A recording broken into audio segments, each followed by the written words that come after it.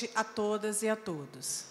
Sejam bem-vindos ao nosso ciclo de conferências Diálogos Contemporâneos, que se realiza simultaneamente em Brasília e em Campo Grande, no período de 12 de março a 12 de junho. São 22 palestras realizadas na Câmara Municipal de Campo Grande e no Museu da República, na capital do país, todas com entrada franca. Todas as conferências e debates serão gravados e também transmitidos ao vivo via Facebook. Agradecemos aos que vieram prestigiar o nosso projeto e aos que estão nos acompanhando pela internet. Aos que já estão acompanhando no Facebook, pedimos que convidem os amigos para que também possam participar. Registramos nossos especiais agradecimentos aos deputados federais Vander Loubert e Zeca do PT, que destacaram emendas parlamentares de execução obrigatória ao Ministério da Cultura, para que esse projeto fosse realizado. O ciclo de conferências Diálogos Contemporâneos é uma realização da Associação Amigos do Cinema e da Cultura, com a produção executiva de Pedro Hortali e a direção geral de Nilson Rodrigues. Queremos agradecer também o apoio da FM Educativa 99.9 da Universidade Federal de Mato Grosso do Sul, da Fertel, Fundação Estadual Luiz Chagas, de Rádio e Televisão Educativa, da FETEMES, Federação dos Trabalhadores em Cultura de Mato Grosso do Sul, do site de notícias Campo Grande News, do jornal A Crítica, da Padaria Toscano e do Território do Vinho.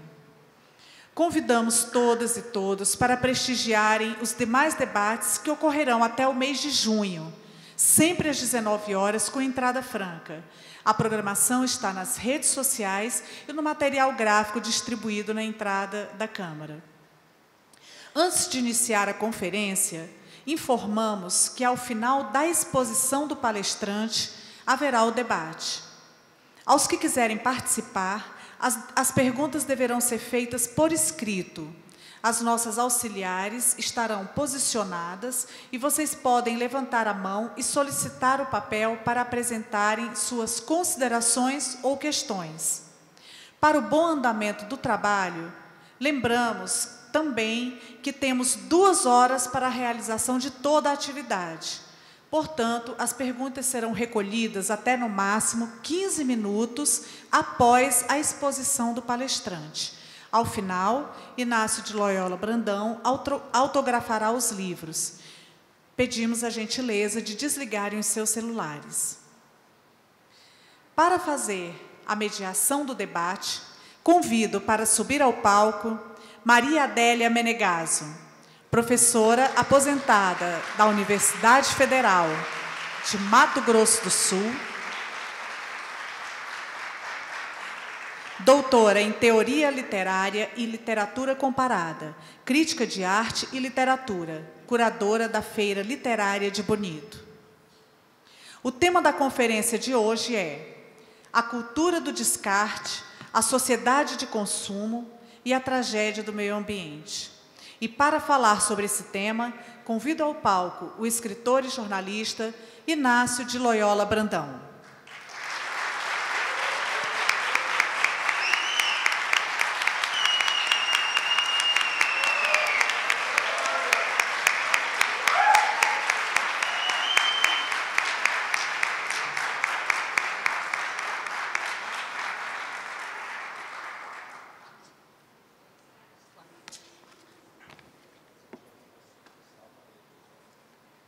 Parece um vereador.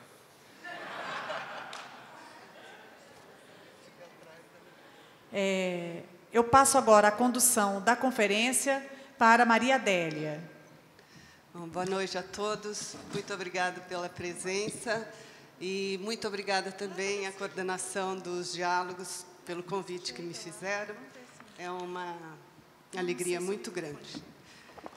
Quando a Tereza me fez a pergunta, você topa, né, mediar o Inácio na vinda dele para cá? E me falou o tema, sociedade de consumo, Cultura do Descarte e Meio Ambiente. Eu pensei um pouco e falei, claro, sem problema, né? Eu tinha lido Não Verás País Nenhum, que é esse livro do Inácio, lançado em 1983, 81, aliás, e que aborda questões de consumo, de descarte e de meio ambiente, né, de uma forma literária, poética, então, mas com o tanto de realidade necessário para que a época em que eu li a primeira vez, nos anos 80, me pareceu apocalíptico. Esse final de semana, relendo, me pareceu profético, né? Porque muitas das situações que ele cria para o personagem nesse romance, elas simplesmente estão acontecendo, e da maneira como estão descritas, né? Mas o escritor, o poeta, o artista tem essa capacidade, né, de ir além da realidade e além do nosso tempo. Então, criar utopias ou distopias é uma coisa comum. E hoje, então, a gente vai conversar um pouco a respeito disso, só que de um outro ponto de vista, né, do ponto de vista da literatura, do narrador. Eu? Bom, boa noite. Eu vim desconstruir esses diálogos. Porque de tudo isso que falaram aí de tema, eu não vou falar. Gente, eu não sou professor, não sou ensaísta, não sou técnico, não sou especialista. Eu sou um criador. Eu sou um narrador. Eu sou um ficcionista. Então, eu peguei todos esses temas e joguei dentro de um livro que está aqui. Já vendeu 1,5 milhão de exemplares no Brasil, entre o lançamento dele, no final de 1981 e hoje. E traduzido em 15 línguas. Inclusive, tem uma edição dele em coreano do Sul. Eu vou mandar depois para o Kim Jong-un, para ele passar na Coreia do Norte, porque estamos aproximando deles. E eu tenho uma edição muito especial desse livro, que é muito curiosa, porque é de um país que não existe mais e, portanto, de uma editora que não existe mais. Ou seja, ele foi editado nos anos 80, na Alemanha Oriental, na Alemanha Democrática, chamada Alemanha Comunista. Do lado de lá do muro, como se chamava. Então, não sabia qual era o lado de lá e o lado de cá. E essa editora não existe mais e a Alemanha Democrática também não existe mais. Então, é uma edição de colecionador. Eu vendo por 100.000 euros, quem quiser. E eu já estive várias vezes em Campo Grande. Inclusive, durante um certo período, minha primeira mulher, hoje minha ex-mulher, casou de novo e veio para Campo Grande. Morou ali na Rua da Paz, perto do shopping. E eu vim aqui e era uma terra desgraçadamente quente. E eu hoje à noite esqueci de trazer um casaco de pele aqui. Se eu sair com pneumonia, ninguém vai acreditar que eu peguei aqui nessa cidade. Mas, enfim.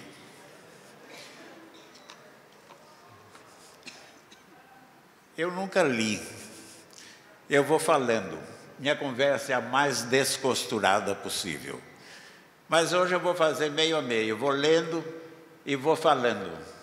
Porque, como disseram, uma conferência, eu achei que é uma coisa muito séria. Então, eu tentei me organizar. O que é impossível eu me organizar. Mas está aqui. E eu vou fazer hoje em Campo Grande 2 horas, eu vou falar muito mais. Pode fechar aí, que eu vou ficar falando. E não me abandonem. vou fazer uma coisa que eu nunca fiz na minha carreira em 50 anos. Eu vou ler aqui um capítulo do meu próximo livro, que está pronto, que está na editora, na segunda revisão. Ia sair agora em maio, mas não deu tempo e agora a gente tem que esperar a Copa e depois da Copa para as coisas voltarem à normalidade. A menos que a Copa seja igual à greve dos caminhoneiros. Então, aí vai ser diferente. Mas esse livro faz parte de uma trilogia. O primeiro foi Zero, o segundo Não Verás País Nenhum, e o terceiro é esse romance que se chama Desta Terra Nada Vai Sobrar, a não ser o vento que sopra sobre ela, tirado de um poema de Bertolt Brecht. O que vocês estão aí todo? Água?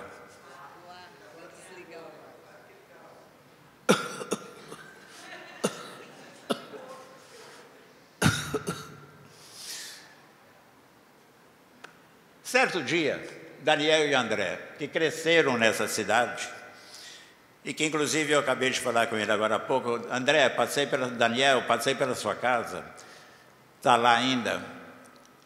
A lembrança que eles têm de Campo Grande é que foi um período muito feliz da infância deles. Porque eles falaram, olha pai, a gente fazia o nosso próprio campo de futebol. E hoje as crianças não fazem mais campo de futebol. Então eu devo a essa cidade esse crescimento dos meus filhos. Bom, Daniel e André, um dia eles chegaram ainda crianças, e eles estavam chegando da escola, eu estava saindo para uma viagem. E aí eles disseram, pai, tem que ajudar a gente aqui. Eu falei, o que é? O que é ecologia? O que é meio ambiente? E eles deviam ter 10 anos, talvez. Eu falei, mas de onde vocês tiraram isso? Falaram, não, é da escola. A professora disse que a gente vai estudar ecologia e nós não entendemos nada. Explica. Eu falei, meu amor, não tenho tempo agora. Eu tenho que ir embora. Eu estou viajando e eu mando uma carta para vocês. Eu sou muito carteiro. Sempre mandei muita carta. E hoje eu mando muito e-mail. E o problema dos e-mails é que eu adoro a carta porque você escreve a carta, escrevo à mão muitas vezes, compro o envelope, ponho no envelope, subscrito, como se diz, ninguém mais sabe o que é isso. Ponho o remetente, selo, colo o selo e mando. É um ritual que eu fiz a vida inteira, não tem mais. Mas, enfim, consegui mandar uma carta. Eu, durante a viagem, comecei a lembrar tudo que eu tinha pesquisado para escrever esse livro aqui. Não Verás País Nenhum.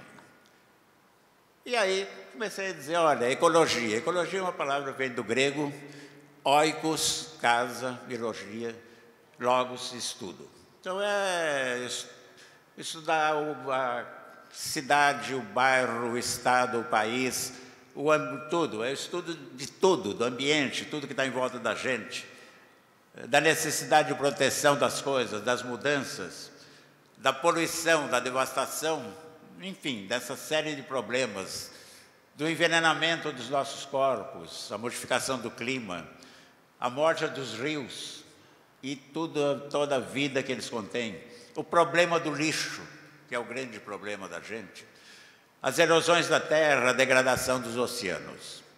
E eu fui tentando fazer uma carta palatável. E eu dei muitos exemplos, todos baseados nas notas que eu tinha para este livro. O tempo inteiro eu uso essas duas coisas, sem parar. Anoto e também recorto o jornal. Recorto o tempo inteiro notícias. A vida inteira eu fiz isso. Bom, aí dei um monte de exemplos. E eles, o André e o Daniel, levaram a carta para os professores.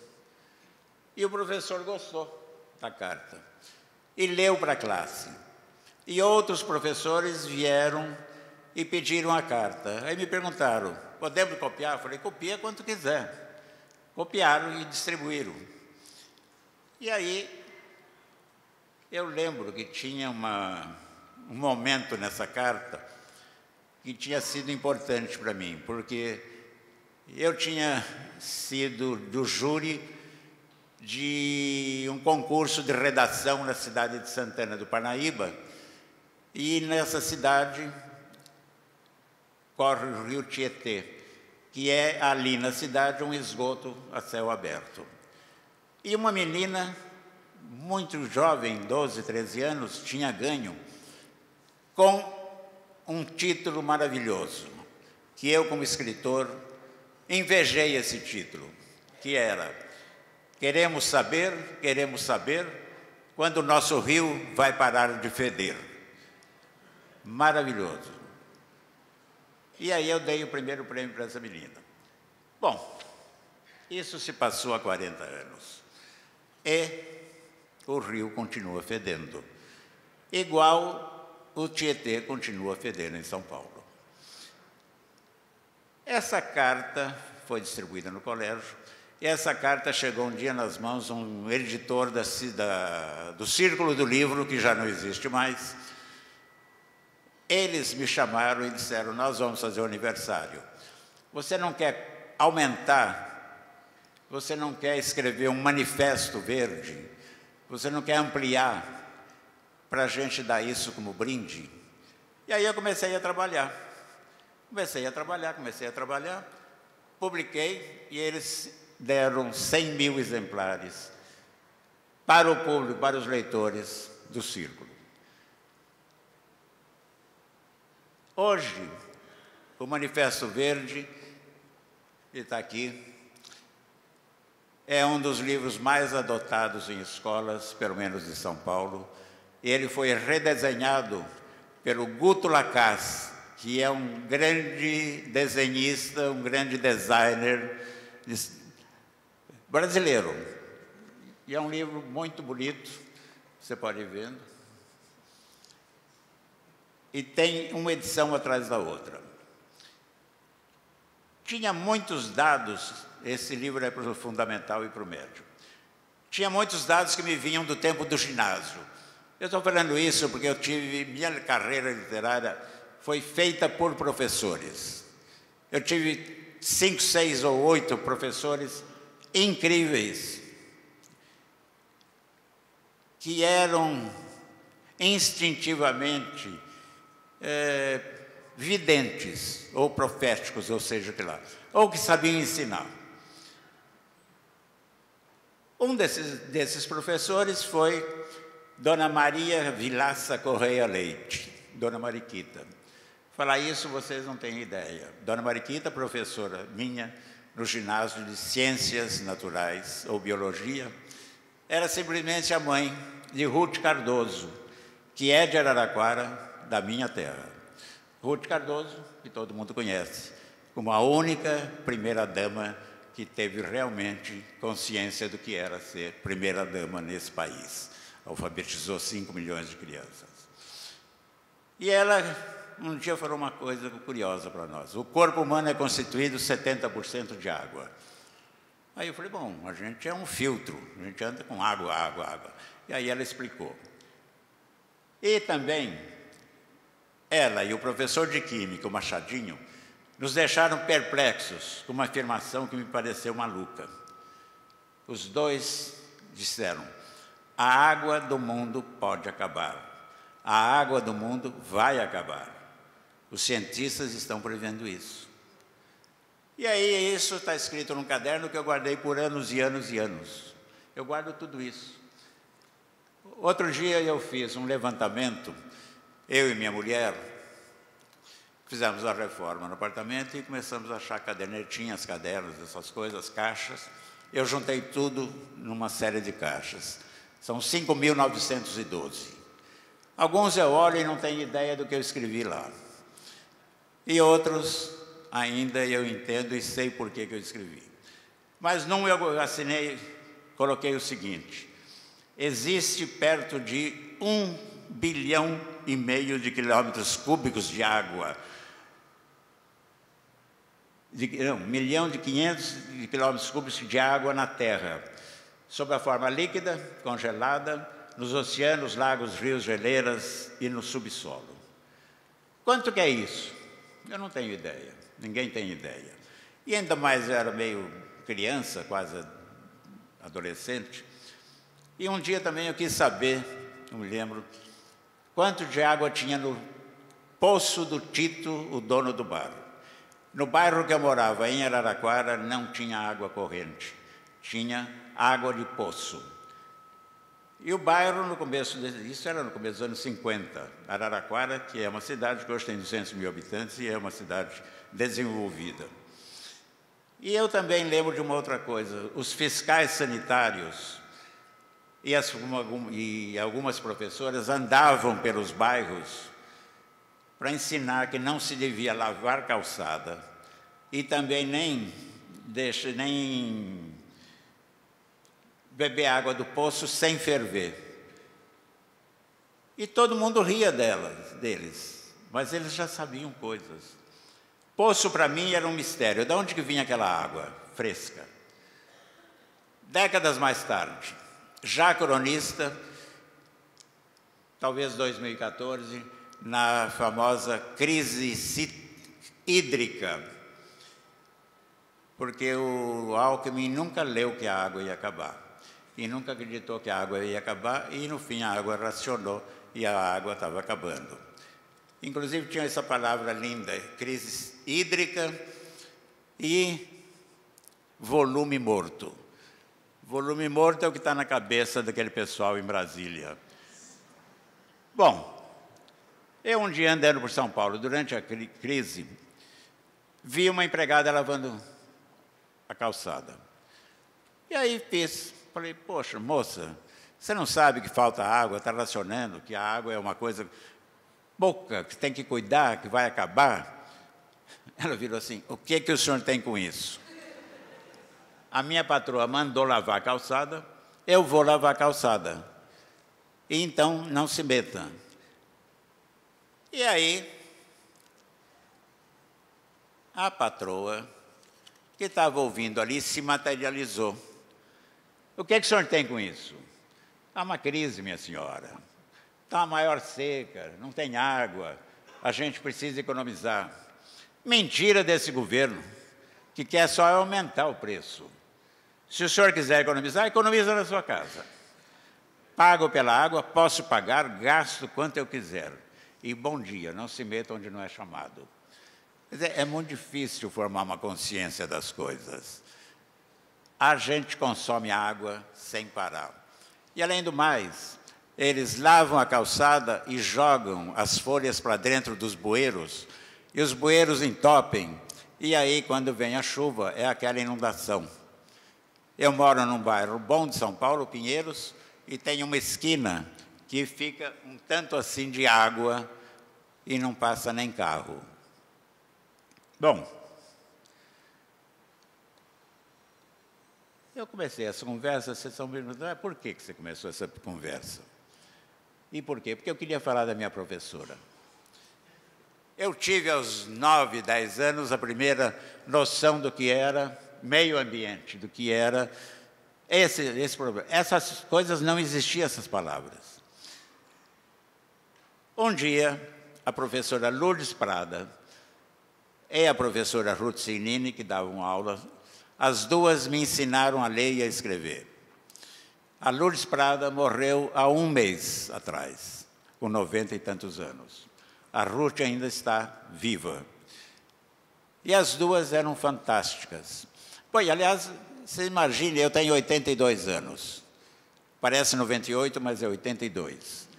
E, até há pouco tempo, eu ia para Araraquara, visitava as duas. Agora só vou visitar a Ruth. E levava meus livros. Cada vez eu levava. Está aqui, Ruth, está aqui, Lourdes.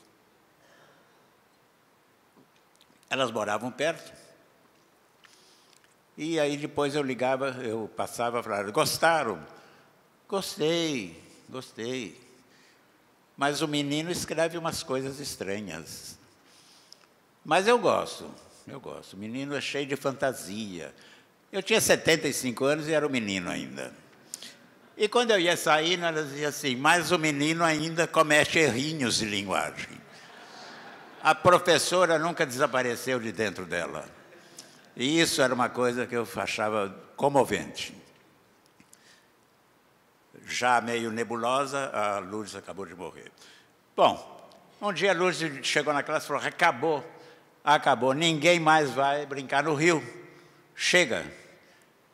A gente falou, por quê?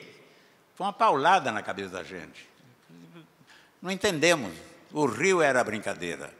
Era a única brincadeira. Nós não tínhamos, década de 40, não tínhamos brinquedo. Nós tínhamos que inventar os nossos brinquedos. Meus netos têm tanto brinquedo que eles não sabem quantos brinquedos eles têm e eles nem brincam com eles. Eu tive uma infância que eu tinha que inventar, tinha que imaginar, tinha que fazer. E eu adorava a água. O tempo inteiro eu gostava de água. E tinha um medo de água ao mesmo tempo. E aí, a Lourdes disse, eu fiz a Ilha do Tesouro antes do Stevenson escrever. Eu tinha um barco, que era a minha mangueira. E a gente fazia represa no rio, e a gente nadava. Enfim, aí um dia a Lourdes proibiu e disse, eu e a Ruth fomos no rio, e o que a gente viu? Cocô para todo lado. Você não sente o cheiro? Vocês têm coragem de nadar nesse lugar? Vai todo mundo ficar doente. Mas nós não fazemos cocô nem xixi lá. Aí as duas, nós fomos na prefeitura, soubemos que os esgotos das casas estão sendo jogados todos ali. E também, por isso que chamava Córrego da Servidão. Aí reclamamos com o prefeito, os professores disseram. E ele disse que, olha, vocês não têm nada com isso, vocês vão ensinar os meninos a ler e escrever, e nós estamos resolvendo o problema do esgoto nessa cidade. E acabou. E aí falei com os pais dos outros meninos, e seja, vocês estão proibidos de brincar no rio. Naquele momento eu soube inconscientemente o que era meio ambiente. Tanto Lourdes quanto Ruth Signini logo ordenaram, a redação dessa semana vai ser o Rio Proibido. Escrevam o que quiserem, mas mostrem raiva. Com raiva fiquei eu quando vi um garoto chamado Jairo ganhar nota 100, inventando homens com anzóis e cestinhas, pescando bosta e caçando merda para limpar rio e levando para o prefeito comer. E aí, a Lourdes achou fantástico. E eu fiquei puto. Passou um tempo, um garoto de nome Chola, ele dava um trabalhão na escola, era malandro, era tudo, inventou de escrever uns papéis para colar na Rua 3. A Rua 3 era a rua da prefeitura. Cada um arrancou 2 páginas do caderno espiral. Vocês não sabem o que era maravilhoso o caderno espiral. Chique, bonito. E o pai vigiava, porque a gente arrancava a folha para burro, o caderno ia ficando fininho e tinha que comprar outro. Meu pai era um ferroviário operário, ficava bravo. Bom, cada um de nós arrancou 2 páginas e cada um de nós escreveu. O prefeito gosta de comer bosta. E colamos escondidos nos muros em frente à prefeitura. O prefeito ficou puto, claro. A rádio, que gostava de criticar, apoiou a gente. E quiseram saber quem tinha feito. Ninguém soube. As professoras da cidade foram chamadas para identificar as letras, mas elas estavam ao nosso lado. Elas se calaram e riram muito. Foi o meu primeiro ato a favor do meio ambiente. Marcante. As professoras fizeram uma cartolina e colocaram na porta da escola. Olha só. Essa cartolina, eu guardei a cópia dela. O que ela dizia? Tem uma torneira no jardim da escola, todo mundo é obrigado a lavar a mão. Proibido cuspir na calçada, na sala de aula. Em 1982, eu morava em Berlim e eu fui a Munique, para falar com o meu tradutor, Kurt Meyer Clason. Eu vinha andando pela rua, pela calçada, e estava com a boca seca, e cuspi na calçada. Um alemão me deu uma bronca, sem tamanho. E alemão, quando dá bronca, dá bronca. E a língua deles é muito compreensível. Mas eu já entendia. E ele dizendo assim, o senhor não tem educação, o senhor não tem higiene, o senhor não tem nada. Você não sabe que tem germe, bactéria no seu cuspe, que pode ficar aí, que pode passar uma criança. Me deu uma lição. O alemão adora dar lição. Mas ele tinha razão. Lá atrás, a Lourdes já tinha me dito. Proibido fazer xixi nos muros. Não se deve pegar em dinheiro e pegar em comida, sem lavar a mão.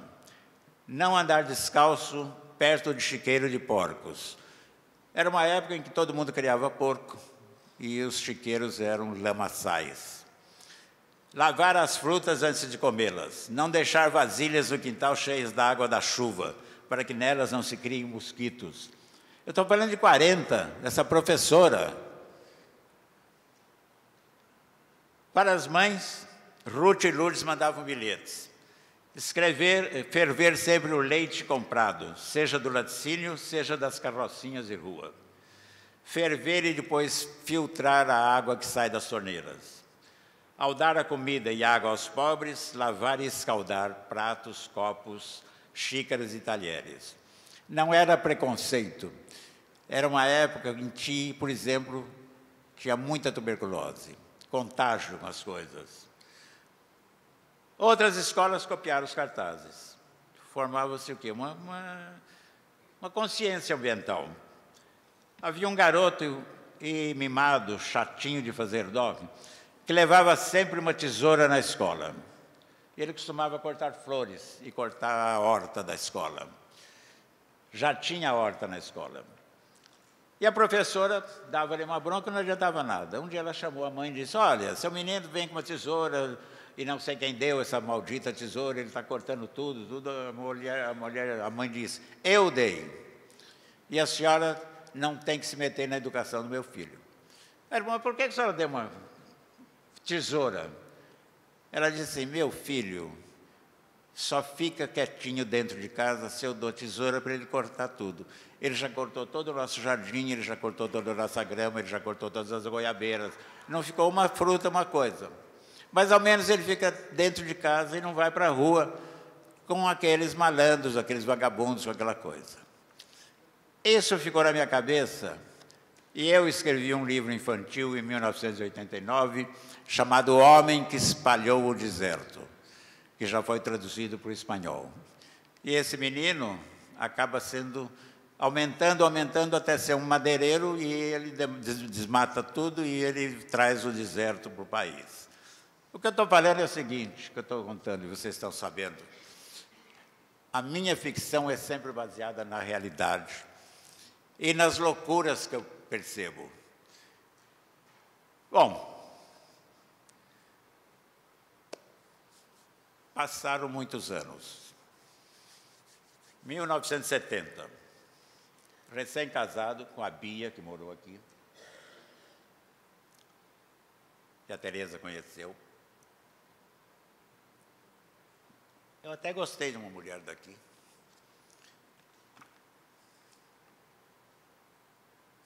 Olha o silêncio. Quem será? Jamais saberão. No meio da quadra onde eu morava em São Paulo, em Perdizes, tinha um ipê. Um ipê amarelo que devia ter 60, 70, 80 anos, maravilhoso. Era uma espécie de mascote, de símbolo nosso. Aquela cúpula florida, era imensa. Depois, o chão era um tapete, para usar um clichê, um tapete vermelho, que as flores todas caíam e ficavam, e pronto. E esse ipê começou a secar. Caíram as folhas, os galhos foram secando, foram ficando mirrados, caía a casca e o IP morreu. E todo mundo comentava, nossa, será que era tão velho? O que aconteceu? O que não aconteceu?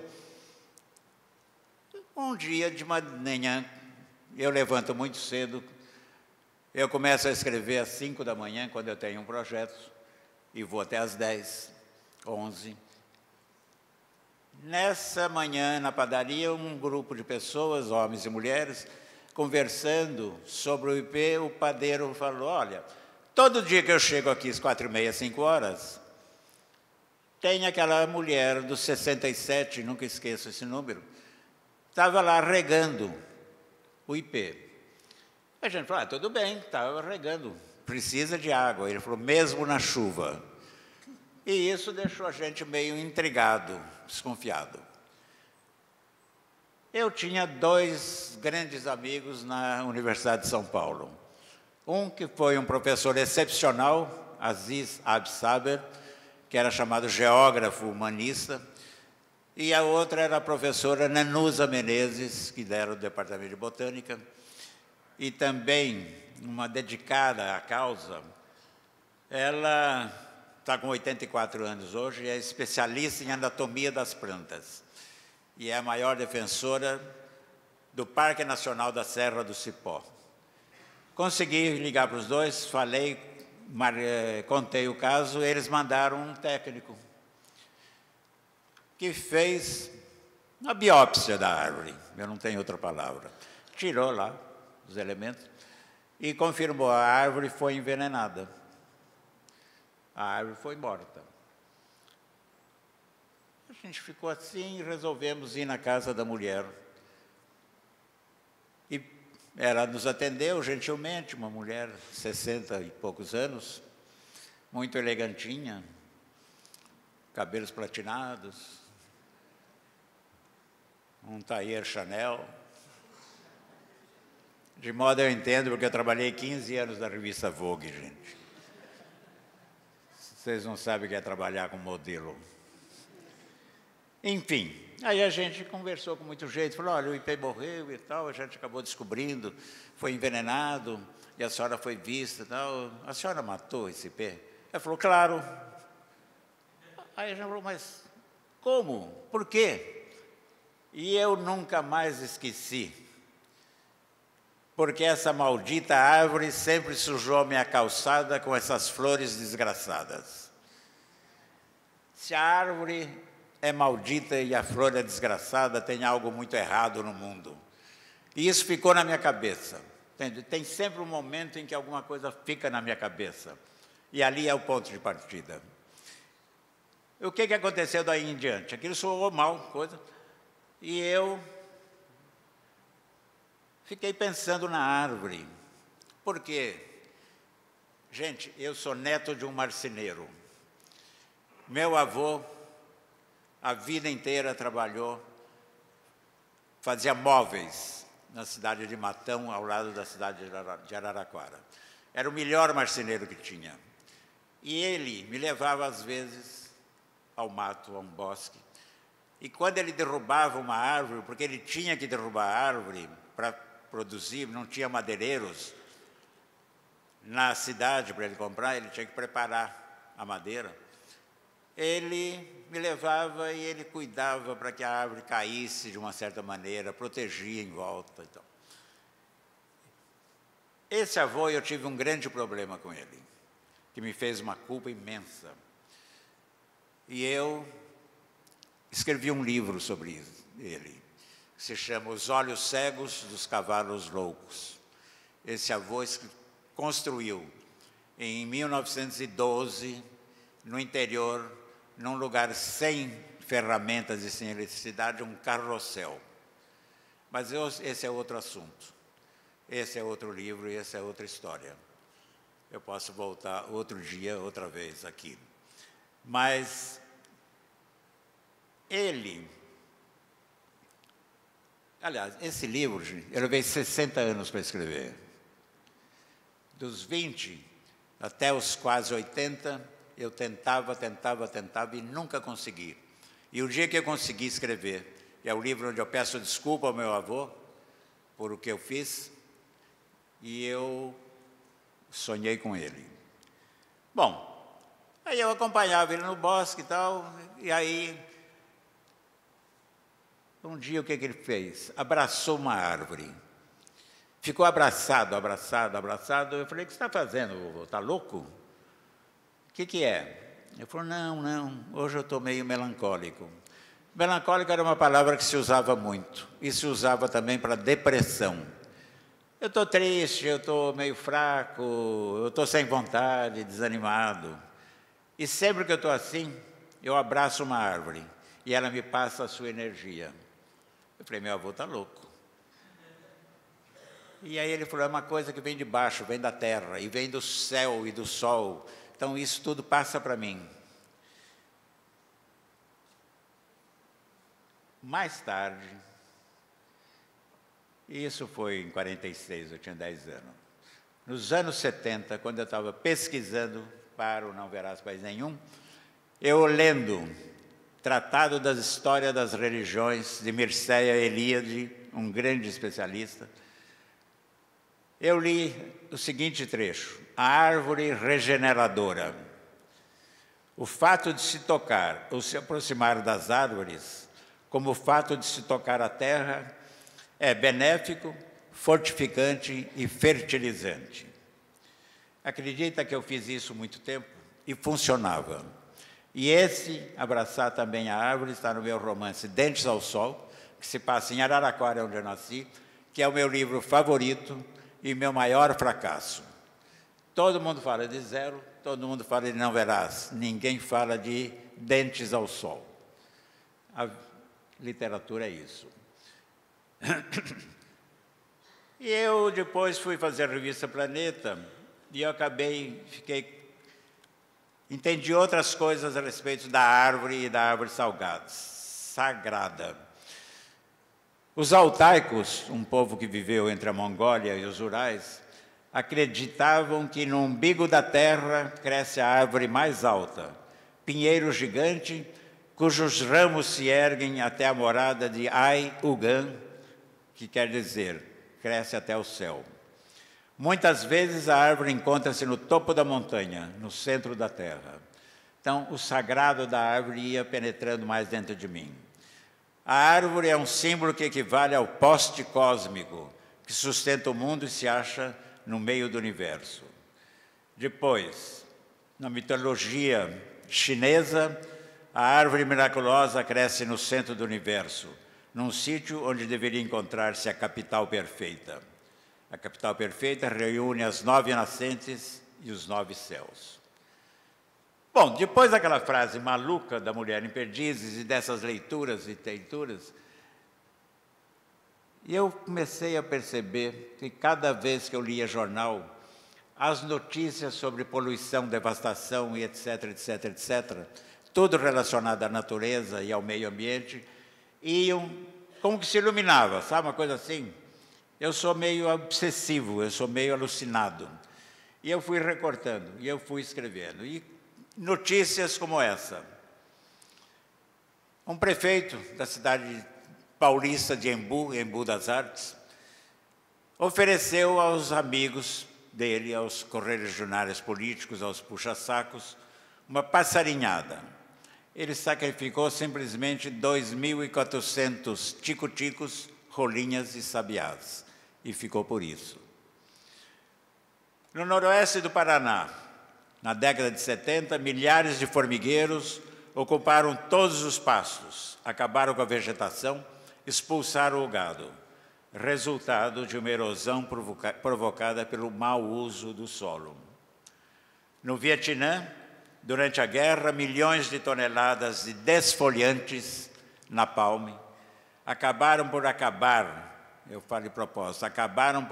com as florestas e abriram crateras e inutilizaram a terra. No litoral de Santa Catarina, surgiram tainhas cegas e de barrigas podres. E assim, uma situação vinha atrás da outra, uma situação atrás da outra, e eu fui anotando, eu fui recortando, eu fui fazendo,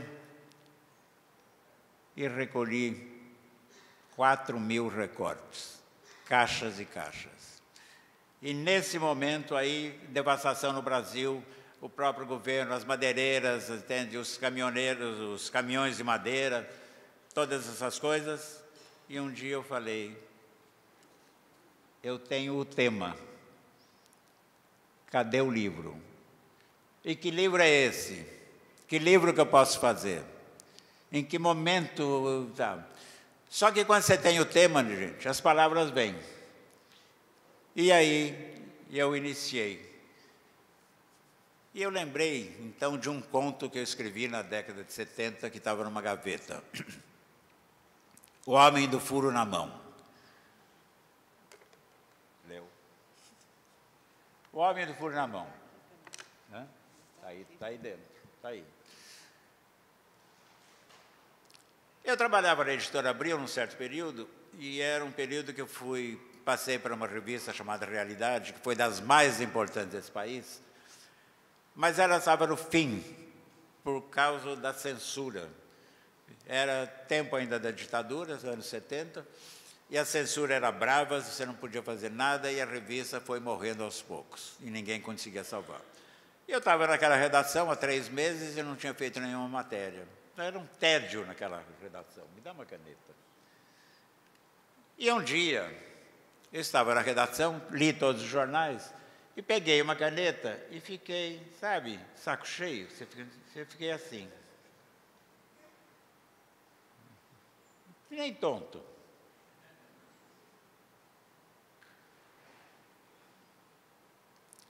E estava com esse desenho na mão. Passou por mim o Jorge Andrade, que foi um dos grandes dramaturgos brasileiros, teatrólogo, Vereda da Salvação, Ossos do Barão, A Moratória, que trabalhava também. E aí, olha o cara criativo. Ele passou por mim e falou, Loyola, que é isso? Um furo na mão? E aí eu peguei a deixa. Falei, Jorge. Como foi? Eu falei, eu vinha para a Editora Abril, coçava a mão no táxi, muito. Quando eu cheguei no elevador, eu fiz assim, caiu a tampa, ficou esse furo. Ele falou, nem o Ivo Pitangui faria um furo tão bonito. Toma cuidado. Falei, com o quê? Ele falou, aqui na Abril estão demitindo quem tem furo na mão. E eu escondi a mão na gaveta. Aí fui para casa na hora do almoço. Cheguei lá, a Bia, minha mulher, a gente recém-casado, eu sentei na mesa antes de lavar a mão e tudo. Ela falou, o que é isso, Inácio? Eu falei, um furo na mão. Eu falei, nossa, um furo na mão? E como que aconteceu? Contei como aconteceu. Eu falei, ai meu Deus, aqui no prédio estão despejando quem tem um furo na mão. Eu falei, mas por quê? Porque quem tem um furo na mão é diferente. Uma pessoa diferente é uma pessoa diferenciada. E uma pessoa diferenciada assusta os outros. Todo mundo que não é igual assusta o seu semelhante. Entende? Não se entende a diversidade. Ficou por isso, lavei a mão, almocei. Só que eu fui para a Editora Abril no dia seguinte, falando, pô, furo na mão, furo na mão, furo na mão. E escrevi um conto de 10 páginas chamado O Homem do Furo na Mão, que foi publicado, inclusive. E aí eu falei, ali está o começo do meu livro, O Homem do Furo na Mão. Desse romance, e aí comecei a escrever o romance desse homem, que tem um casamento de 30 e tantos anos, aquele casamento acomodado, sabe? Cada um vive um pouco sua vida. E é uma cidade muito quente, é uma cidade muito congestionada.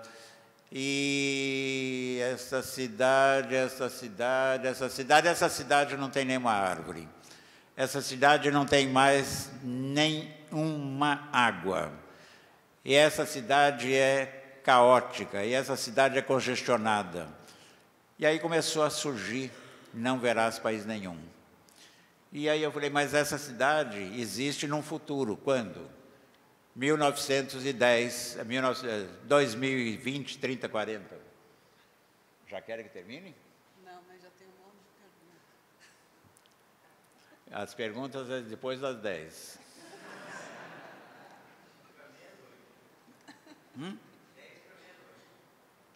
Vamos lá. Eu pego o último metrô. Aí, começou a criar na minha cabeça essa coisa assim, pô, vou ao máximo do absurdo. O absurdo faz parte da literatura. Nós, quando escrevemos, não pensamos na realidade. A gente pensa na realidade e a gente põe dentro dela o que a gente quer. E quem nos ensinou isso? Um escritor que, no começo do século passado, escreveu um livro e a primeira frase desse livro era: naquela manhã, Gregório Samsa acordou transformado em um repulsivo inseto. Dizem que é uma barata, mas não sabe se é um inseto repulsivo. Franz Kafka, A Metamorfose. Naquele momento, ele escreveu um livro que mudou o romance moderno. Se o Kafka tivesse dito, não, ninguém se transforma numa barata ou num repulsivo inseto, não tinha tido. Então, nós não temos nenhuma noção de restrição. A gente faz. E depois a gente vê o que dá. Se eu escrevesse hoje A Metamorfose, eu começaria assim. Naquela manhã, Romero Jucá acordou transformado em um repulsivo inseto.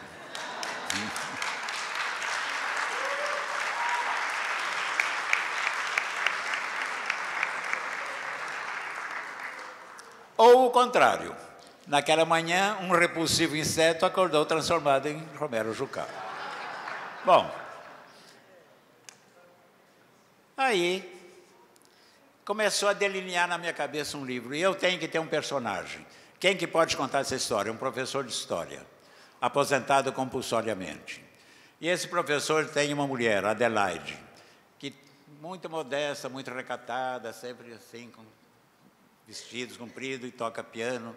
E ela desaparece, e aí ele sai. E quando ele sai em procura dela é que você vai relatando tudo o que aconteceu. Vive-se num sistema que ninguém sabe qual é, quem governa.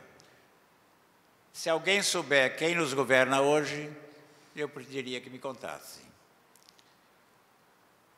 Vive-se... Mas esse é o futuro, gente, não é hoje, não. Ainda não aconteceu. Está acontecendo. Bebe-se, não tem água, bebe-se a urina reciclada quimicamente. A comida é industrializada, feita também quimicamente, fisicamente, sei lá. A cidade é toda dividida, a cidade tem 60 milhões de habitantes e é toda dividida em compartimentos, em guetos. Num lugar mora a elite, no outro mora os ministros, na outra mora as coisas. E a cidade é comandada pelos civiltares e pelos militécnicos. Os civiltares são civis com alma de militar. E os militécnicos são militares com alma de técnico. Quando eu criei, eu pensei no Delfim Neto como um militécnico, porque ele é um técnico com alma de militar. Foi durante toda a ditadura. E outro, que era um militar com alma de civil, porque nunca usou farda, era o Jarbas Passarinho. Está lá dentro do livro. Então, eu vou pegando a realidade e transformando. Num determinado momento, o Souza leva um amigo dele, que também é professor, e visitam o quê? Uma imensa freeway, uma rodovia maravilhosa de 30, 40 faixas, ocupada inteiramente por todos os carros que estão parados, não andam mais. Não há a mínima possibilidade. Nesses carros, milhares desses carros estão com os motoristas mortos, tudo empoeirado, enferrujado, e os esqueletos dos motoristas. E da onde eu tirei isso? Mais uma vez, a vida real. Eu estava morando num apartamento sozinho, depois de ter me separado. Era um apartamentinho na rua Bela Sintra. E uma tarde houve um acidente imenso na Avenida Paulista. E todas as ruas em volta foram sendo comidas pelos carros parados. Porque uma rua bloqueava a outra, uma rua bloqueava a outra, horas e horas. E às 4 da tarde eu olhei, estava tudo parado. Às 5, às 7 eu desci. Tinha um sujeito fechou o carro, pôs a chave no bolso e falou para um companheiro: eu vou embora, eu não aguento mais.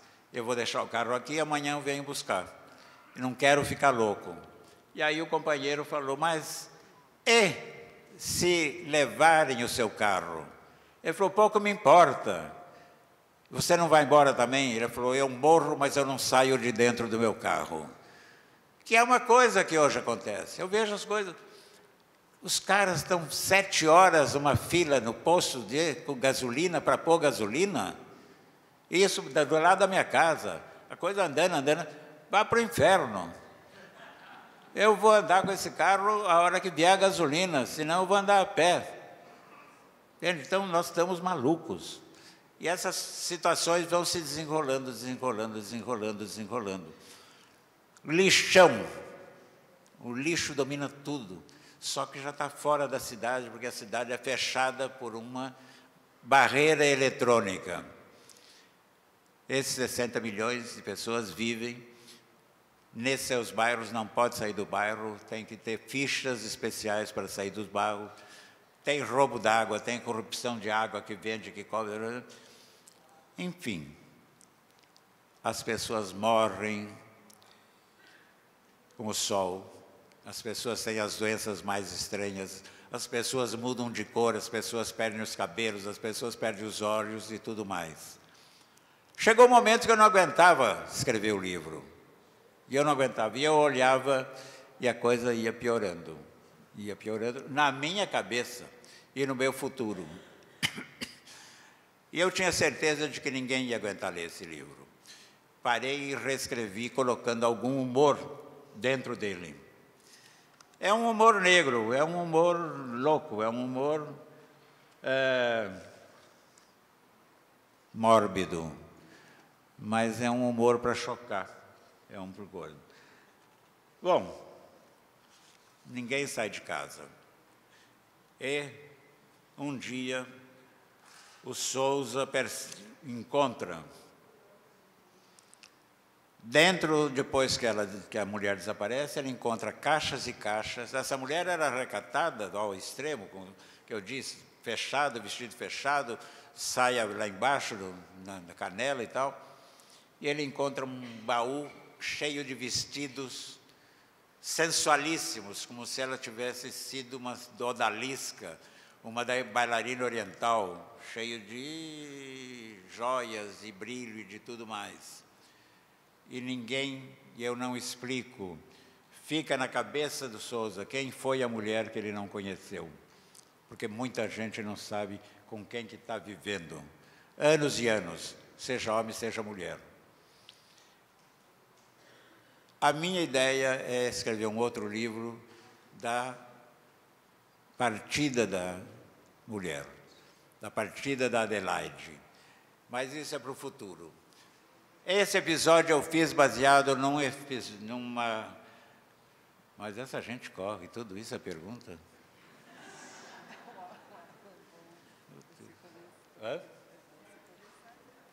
Bom, eu vou adiantar. Eu só quero dizer assim, eu tinha uma tia paralítica, aleijada, não se podia falar aleijada, teve uma febre criança, ela andava muito mal, era toda assim, e também usava sempre um vestido marrom até o pé, toda fechada, toda carola, rezava, ia na coisa. Quando a tia Margarida morreu, descobriram uma mala no guarda-roupa dela, com vestidos com decotes que iam até o umbigo, as coxas de fora, as costas de fora, coisas, ninguém sabe como ela fez, porque ela costurava com a mão, por que ela fez, e onde que ela arranjava, paetês e brilhos e strass e tudo aquilo. O que tinha dentro da cabeça da tia Margarida? Que ela queria ser outra pessoa. Eu deixei dentro do livro. Eu acho maravilhoso você não saber às vezes. Mas, enfim.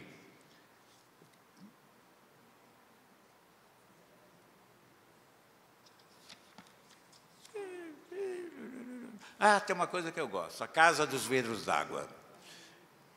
Tem um grande museu, imenso, imenso, com vidros, com água de todos os rios, riachos, córregos, córregos, como se diz no interior de São Paulo, lagos, lagoas, tudo estão naqueles vidrinhos representados.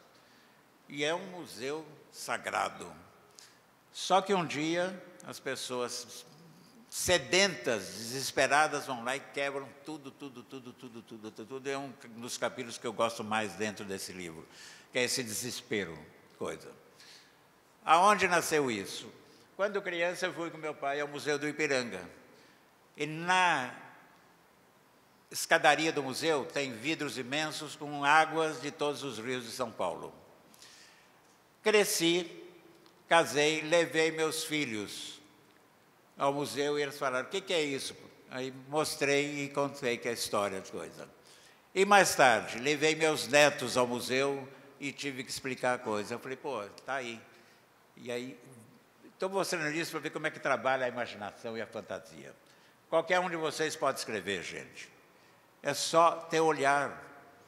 Inspiração não existe. Você é que faz a inspiração. Você olha e transforma. Não tem outra coisa. Não é uma pomba que desce sobre sua cabeça. E aí o Divino Espírito Santo, você escreve um conto. Não tem isso. Ou vai andando, é um raio. E aí esse raio, você senta e escreve um romance. A Lourdes dizia, olha e ouve. Inspiração é isso, é ouvir, é conversar, é passar isso tudo para o papel. Bom, uma coisa, aí a gente pode entrar, olha. É instituído o dia de compras, obrigatório. Porque, claro, os industriais, os comerciantes, essa gente toda quer que se compre. Então, o governo determina o dia de compra. E você tem que ir e fazer compras, você tem que provar que comprou. E as compras têm tudo. E tem também um trecho que eu adoro, que é o dos sprays com os cheiros. Com os cheiros mais diferentes do mundo. Porque já não tem mais ovo. Então, tem spray com cheiro de ovo frito. Tem spray com cheiro de bosta de vaca. Tem cheiro de queijo numa chapa. Tem cheiro de presunto. E todos os cheiros possíveis. Terra molhada, foi bem lembrado, né? Chuva, cheiro de terra depois da chuva. Cheiro de jasmim. Cheiro de árvores, de frutas, tudo isso não existe mais. É tudo industrializado e está no supermercado. E vocês não vão acreditar. Um dia, no supermercado, eu estava andando e tinha um casal na minha frente. E ele soltou um pum. E ficou aquele cheiro. Ele pegou logo um spray. Aí eu fiquei olhando e falei, spray. E pus no livro. E tem também cheiro de pum, spray, para comprar. É porque tem que entrar algum humor na coisa, senão você se mata. E por que o dia da compra? Porque vivemos numa sociedade do desejo. Vivemos numa sociedade da posse. Vivemos numa sociedade em que o status é dado por aquilo que a gente tem. Em Araraquara, recentemente, um médico entrou em depressão porque todos os médicos tinham comprado um carro novo. E ele não tinha dinheiro para comprar um carro novo. E ficou deprimido. Quando você chega nesse ponto, a coisa está meio complicada. A cultura dos objetos. Principalmente os descartáveis, os que saem de moda, os que vão embora. Então você compra e joga, você compra e joga, você compra e joga. E você não é feliz se você não tiver isso, gente. Aonde que é? O que que é? Não é mais por você, não é mais porque você é, não é mais porque você sente. É por ter. Eu não tenho nada. Você descarta tudo. E o mundo vai se transformando em um grande centro comercial. Você entra, vamos dizer, em qualquer aeroporto do mundo, você para chegar no portão de embarque atravessa shoppings e shoppings e shoppings e shoppings e duty free e papapá, loucura. As ruas, as coisas, tudo é shopping, é venda, é coisa. E isso tudo você vai jogando fora. E isso tudo vai fazendo o quê?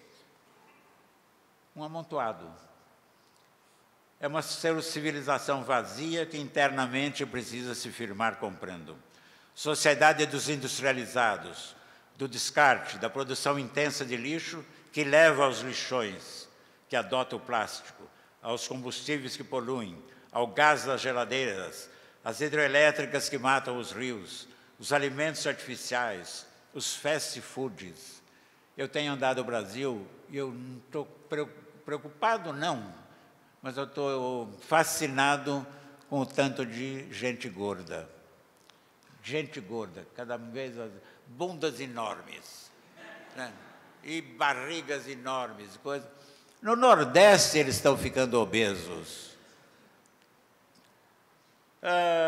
As bebidas açucaradas e cheias de química.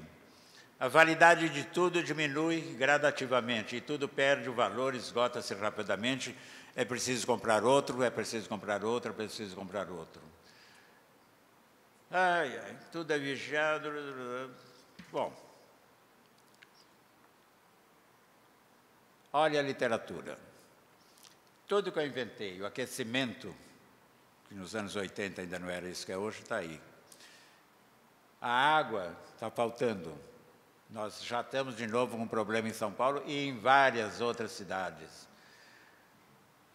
A cidade do Cabo, na África do Sul, pode se tornar a primeira moderna metrópole do mundo a ficar sem água, sem uma torneira de água.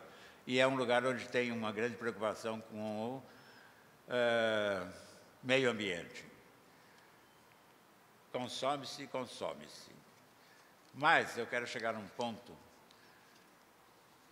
Consumimos não apenas as gripes de luxo, os caríssimos relógios, as melhores TVs, os sapatos e roupas feitos exclusivamente para certas classes. Mas consumimos e causamos mal quando usamos os celulares. E usamos cada vez mais. Não se vive sem celular. Depende-se dele para tudo. Tanto que todos, o tempo inteiro, andam com ele na mão. E no futuro virão como parte do nosso corpo. Vamos nascer com o celular. Eles virão dentro dos ventres das nossas mães. Ocupo-me disso em meu novo romance. Desta terra nada vai sobrar, a não ser o vento que sopra sobre ela. No momento ainda estão sendo colocados chips aqui dentro e você fala aqui, dentro da mão. E também todos vão nascer com uma tornozeleira eletrônica. Nasce já com a tornozeleira. Dependemos dos celulares, da internet e de todo equipamento que necessita dos satélites, espaçonaves, enfim, dessa imensa rede ligada a um sistema movido por um foguete com base na Terra. Nunca pensamos, e isso também é importante, no lixo que esse sistema produz, os pedaços que se soltam e giram e um dia cairão sobre nós, as peças dispensáveis, os satélites desativados e errantes. Especula-se que haja mais de 500 mil de pedaços de lixo espacial orbitando o nosso planeta, contendo partes quebradas de foguetes, satélites e naves disfuncionais. E também pequenos itens perdidos por astronautas em suas missões.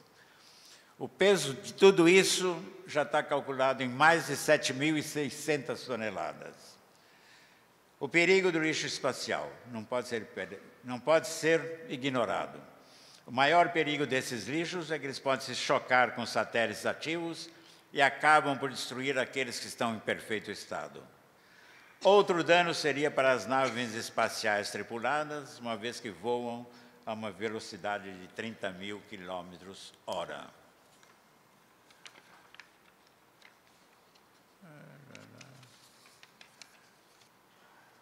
Na Terra, há milhões de pessoas que vão à praia, ao campo, fazem piqueniques, churrascos, festas. Tudo bem, é necessário lazer e divertimento. E essas pessoas vão deixando na areia, na praia, nas margens de lagos e riachos e represas tudo que é descartável. E o que não é descartável nessa sociedade ou civilização? Bilhões de palitos de sorvete, de copos, canudinhos plásticos, garrafas de refrigerantes, as tenebrosas PETs, fraldas descartáveis, latas, embalagens de leites e sucos, o que estiver na mão. Segundo a revista Brasileiros, anualmente são produzidos no mundo cerca de 400 milhões de toneladas de lixo plástico. Em 5 anos, esse número pode ser aumentado. No entanto, os estudos exibidos no aquário de Ubatuba, e logo parece que aqui vai ter um aquário também, eu estou informado, mostraram que uma embalagem de leite dura 3 meses no mar. Um papel toalha, 2 a 4 semanas. Uma fralda descartável, 1 ano. Uma lata e um copo de plástico, 50 anos. Bola de isopor, 80 anos. Uma garrafa plástica, 450 anos. Uma linha de nylon, 650 anos. Vidros, tempo indeterminado. Finalmente, lixo radioativo, 250 mil anos ou mais. E termina esta longa e talvez entediante fala com uma notícia otimista.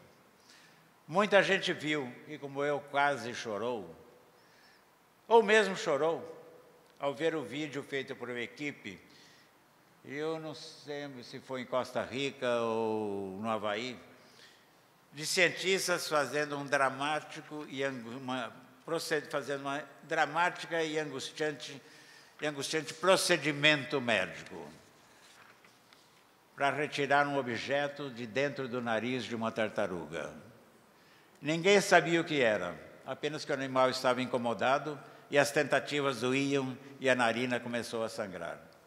Até que, agindo com um gesto radical, conseguiram arrancar um longo canudo de plástico que obstruía a respiração do animal e acabaria por matá-lo.